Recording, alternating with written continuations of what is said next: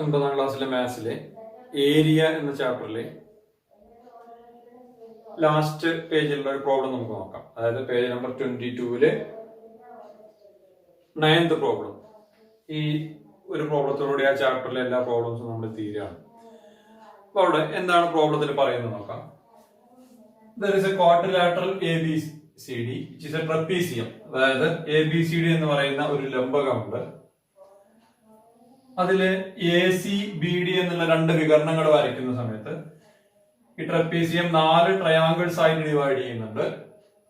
ഇങ്ങനെയുള്ള 4 ട്രയാങ്കിൾസില് ABP DPC എന്ന് പറയുന്ന രണ്ട് ത്രികോണങ്ങളുടെ ഏരിയകൾ നമുക്ക് തന്നിട്ടുണ്ട്. Area of triangle ABP is 9 square centimeters and area of triangle DPC is 4 square centimeters എന്ന് തന്നിട്ടുണ്ട്. നമ്മളോട് കാണാൻ പറയുന്നത് കഴിഞ്ഞ പ്രോബ്ലത്തിൽ പറഞ്ഞ പോലെ തന്നെ what is the total area of the trapezium ABCD. അതായത് ട്രപ്പീസിയം ABCD ടോട്ടൽ ഏരിയ കാണാനാണ് ഇവിടെ പറയുന്നത്. അപ്പൊ നമ്മൾ കഴിഞ്ഞ രണ്ട് പ്രോബ്ലത്തിൽ ഡിസ്കസ് ചെയ്ത അതേ ഐഡിയകളൊന്ന് കമ്പൈൻ ചെയ്തിട്ടുള്ള ഒരു പ്രോബ്ലമാണ് ഇവിടെ വരുന്നത്. കഴിഞ്ഞ തൊട്ട് മുന്നേ പ്രോബ്ലത്തിൽ നമ്മൾ പറഞ്ഞ പോലെ തന്നെ given that ABCD is a trapezium, അതായത് ABCD എന്ന് പറയുന്ന ഒരു ലംബകമാണ് എന്ന് തന്നിട്ടുണ്ട്. അതിന്റെ പാരലൽ സൈഡ്സ് ABയും CDയും ആണെന്നും തന്നിട്ടുണ്ട്.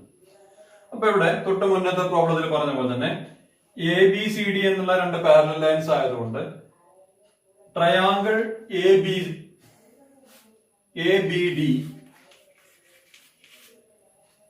അല്ലെങ്കിൽ ഏരിയ ഓഫ്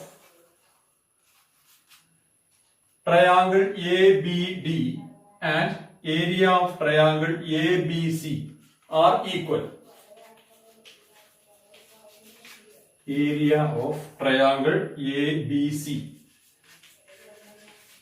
എന്താണ് കാരണം? ഇവിടെ ABD ABC എന്നുള്ള രണ്ട് ട്രയാങ്കിൾസ് കൺസിഡർ ചെയ്താൽ അതിന്റെ രണ്ടിന്റെ കോമൺ സൈഡ് ആണ് AB. അതിന് പാരലൽ ആയിട്ടുള്ള ലൈൻ CDയിലെ രണ്ട് പോയിന്റ്സ് ആണ് സിയും ഡിയും. അപ്പൊ these two are triangles lying with common base and same height. ഇവിടെ ഒരേ സമാന്തര വരകൾക്കിടയിൽ സ്ഥിതി ചെയ്യുന്നതും അല്ലെങ്കിൽ ഹൈറ്റ് തുല്യമായതും ഒരേ ബേസുമായിട്ടുള്ള രണ്ട് ട്രയാങ്കിൾസ് ആണ് ABDയും ABCയും. അതുകൊണ്ട് തന്നെ അതിന്റെ ഏരിയ അല്ലെങ്കിൽ അതിന്റെ പരപ്പളവുകൾ തുല്യമായിരിക്കുമെന്ന് നമ്മൾ മുമ്പേ പഠിച്ചിട്ടുള്ള ഒരു ആശയമാണ്. ഇനി നമ്മളിവിടെ കഴിഞ്ഞ പ്രോബ്ലത്തിൽ ചെയ്ത പോലെ തന്നെ രണ്ട് ട്രയാങ്കിൾസ് ABPയുടെയും DPCയുടെയും ഏരിയകൾ നമുക്ക് തന്നിട്ടുണ്ട്. ബാക്കി രണ്ട് ട്രയാങ്കിൾസിന്റെ ഏരിയ കണ്ടുപിടിച്ചിട്ട് 4 ട്രയാങ്കിൾസിന്റെയും ഏരിയ ആഡ് ചെയ്തിട്ടാണ് ക്വാഡ്രിലാറ്ററൽ അല്ലെങ്കിൽ ട്രപ്പീസിയം ABCയുടെ ഏരിയ കാണുന്നത്. അതിനു വേണ്ടിയിട്ട് നമുക്ക് എന്ത് ചെയ്യണമെങ്കിൽ ഇവിടെ ABD എന്ന് പറയുന്ന ഒരു ട്രയാങ്കിൾ കൺസിഡർ ചെയ്താൽ area of triangle ABD is equal to sum of areas of triangle ABP and area of triangle APD. Area of triangle APD. ഇവിടെ ABPയുടെയും APDയുടെയും ഏരിയകൾ ആഡ് ചെയ്താണ് ട്രയാങ്കിൾ ABDയുടെ ഏരിയ. ഇവിടെ ഒന്നുമില്ലല്ലോ, സിമ്പിൾ ലോജിക് ആയിട്ടുള്ള റീസൺ മാത്രമേ ഉള്ളൂ. ഈ രണ്ട് ട്രയാങ്കിൾസിന്റെ ഏരിയ ആഡ് ചെയ്താൽ ട്രയാങ്കിൾ ABDയുടെ ഏരിയ കിട്ടും. അതേ രീതിയിൽ ഏരിയ ഓഫ് ട്രയാങ്കിൾ BDC എന്ന് പറയുന്നത്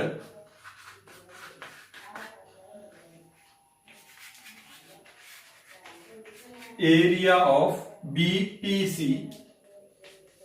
area of triangle BPC plus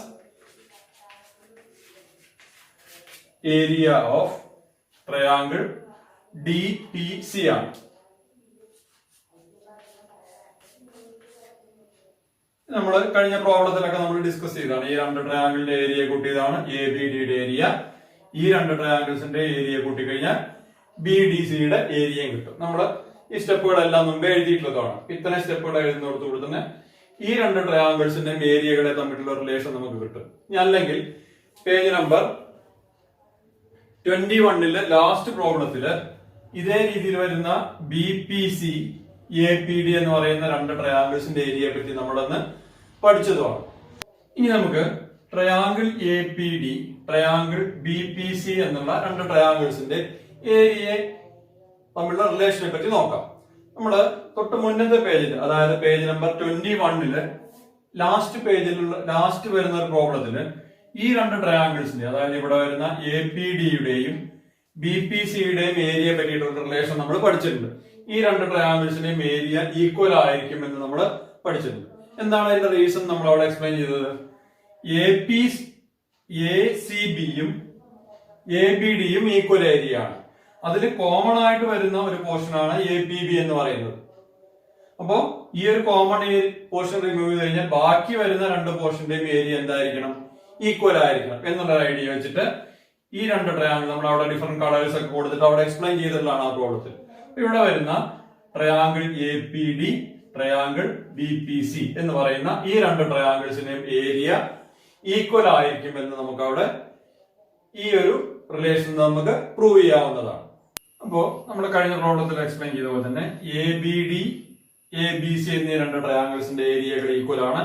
അതിൽ കോമൺ ആയിട്ട് വരുന്ന ABP-യുടെ ഏരിയ 9 cm² ആണ് തന്നിട്ടുണ്ട്. അപ്പൊ ബാക്കി വരുന്ന APD-യുടെയും BPC-യുടെയും ഏരിയകൾ ഈക്വൽ ആണ് നമുക്ക് പ്രൂവ് ചെയ്യാൻ പറ്റിയിട്ടുണ്ട്. ഇനി ഈ ഒരു ഐഡിയ നമുക്ക്, അല്ലെങ്കിൽ ഇതിന്റെ രണ്ടിന്റെ ഏരിയകളെ നമ്മൾ ഈക്വൽ ആണെന്ന് കിട്ടി. ആ ഈക്വൽ ആയിട്ടുള്ള ഏരിയ നമ്മൾ X എന്നൊരു വേരിയബിൾ വെച്ച് റെപ്രസെന്റ് ചെയ്യണം. നമുക്ക് ഈ രണ്ട് ട്രയാങ്കിൾസിന്റെ ഏരിയ ആണ് കണ്ടുപിടിക്കേണ്ടത്. അത് രണ്ടും ഈക്വൽ ആണ്. ആ ഒരു ഈക്വൽ ആയിട്ട് വരുന്ന ഏരിയ അൺനോൺ ആയതുകൊണ്ട് നമ്മൾ അതിനെ X എന്നൊരു വേരിയബിൾ വെച്ച് ഡിനോട്ട് ചെയ്താൽ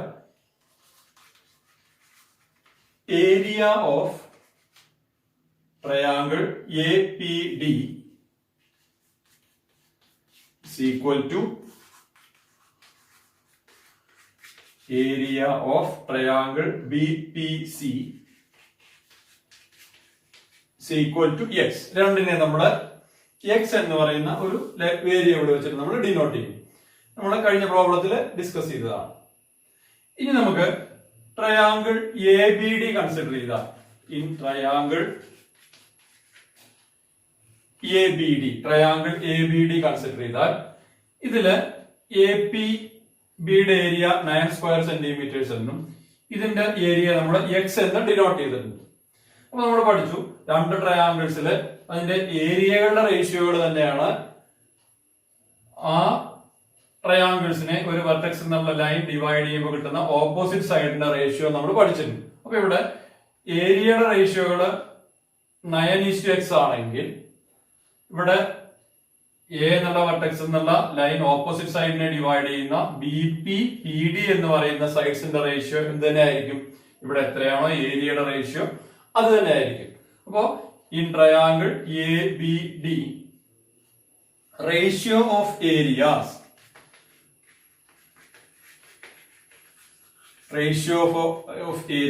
ഇസ് ഈക്വൽ ടു 9:x എന്ന് നമുക്ക് എടുക്കാം. അപ്പോ സൈഡ്സിന്റെ റേഷ്യോ എന്ത് തന്നെ ആയിരിക്കും? ട്രയാങ്കിൾസിന്റെ ഏരിയയുടെ റേഷ്യോ എത്രയാണോ അത് തന്നെ ആയിരിക്കും. അപ്പൊ അതിൽ നിന്ന് നമുക്ക് ഇങ്ങനെ എന്തെഴുതാം?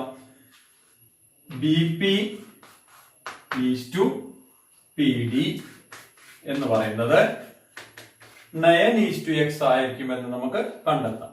ഇതിനെ നമുക്ക് റിലേഷൻ 1 ആയിട്ട് നമുക്ക് റെപ്രസെന്റ് ചെയ്യാം. അപ്പോ ട്രയാങ്കിൾ ABD-യില് ഈ ട്രയാങ്കിൾസിന്റെ ഏരിയയുടെ റേഷ്യോ എത്രയാണോ അത് തന്നെയാണ് BP-യുടെയും PD-യുടെ റേഷ്യോ എന്നുള്ള ഒരു ഐഡിയ വെച്ചിട്ട് നമ്മുടെ ഈ ഒരു റിലേഷൻ കിട്ടി. BP is to PD is equal to 9:x എന്ന് നമുക്ക് കണ്ടെത്താം.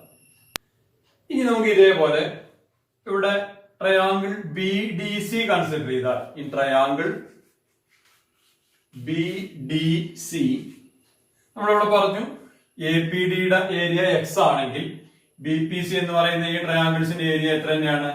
X തന്നെയാണ് നമ്മൾ അവിടെ എടുത്തിട്ടുണ്ട്. അപ്പൊ ഇവിടെ റേഷ്യോ ഓഫ് ഏരിയാസ് എന്ന് പറയുന്നത്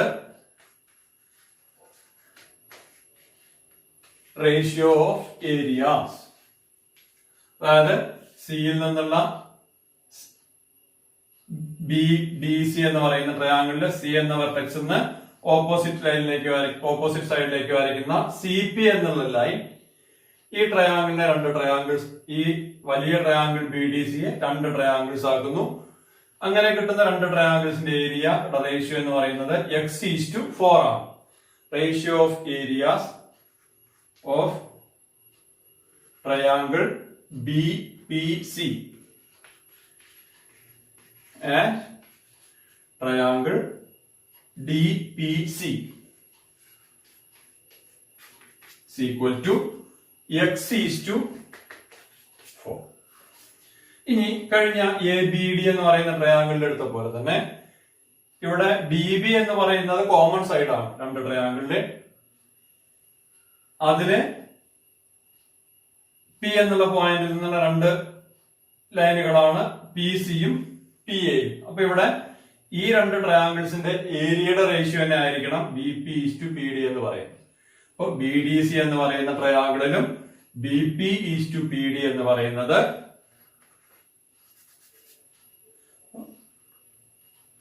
x:4. നമുക്ക് അങ്ങനെ ഒന്നിച്ചെഴുതാം. x:4 എന്ന് പറയുന്നതാണ് ഇവിടെ ട്രയാങ്കിൾസിന്റെ ഏരിയയുടെ റേഷ്യോ. അത് തന്നെ ആയിരിക്കും ഇവിടെ സിയിൽ നിന്നുള്ള ലൈൻ ഈ BD യെ ഡിവൈഡ് ചെയ്യുന്ന BP:PD.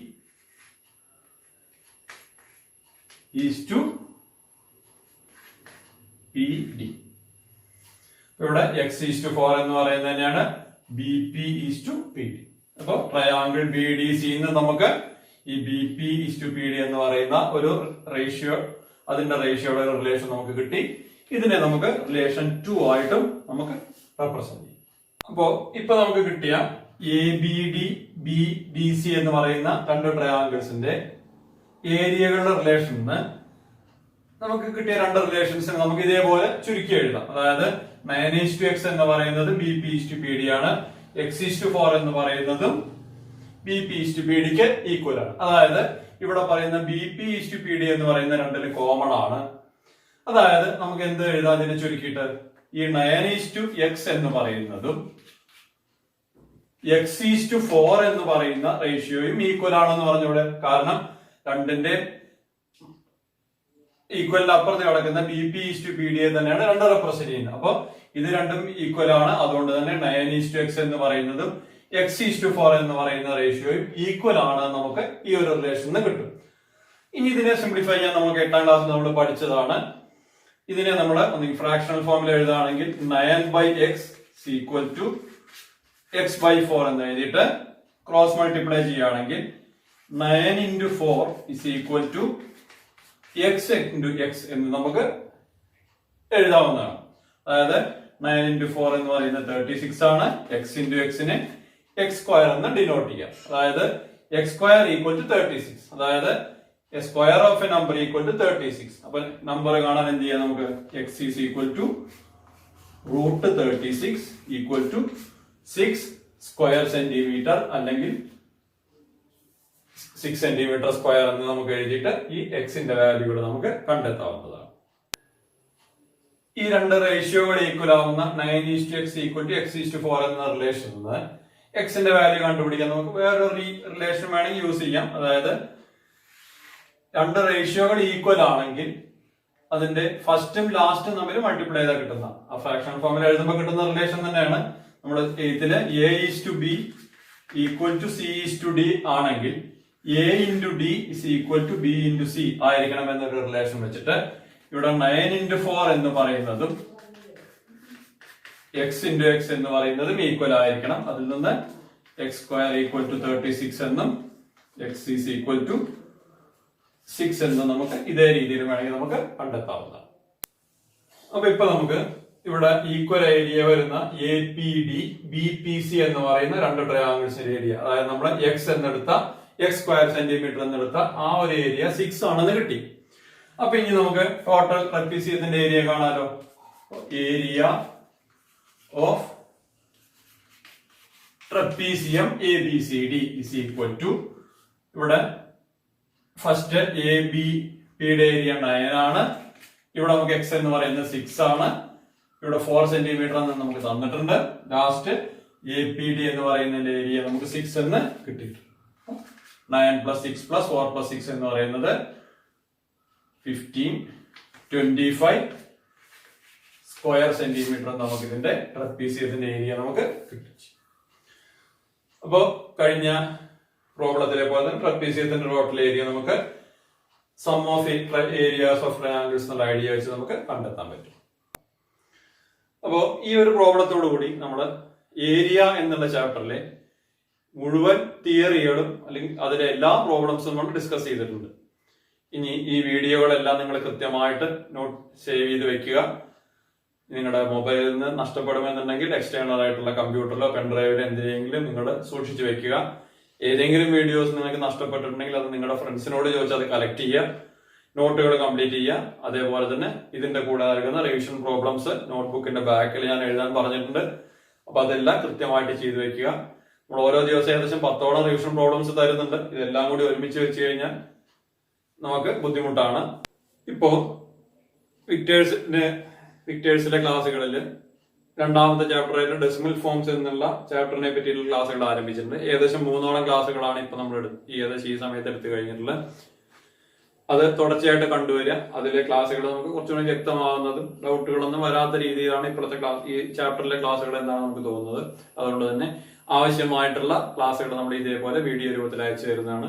അപ്പൊ ഇനി വിക്ടേഴ്സിലെ ക്ലാസ്സുകളുടെ ഒപ്പം തന്നെ നമ്മൾ തുടർന്ന് പോകുന്നതാണ്. അതുകൊണ്ട് ക്ലാസ്സുകളും നോട്ടുകളെല്ലാം അപ് ടു ഡേറ്റ് ആക്കി കൃത്യമായി എഴുതി.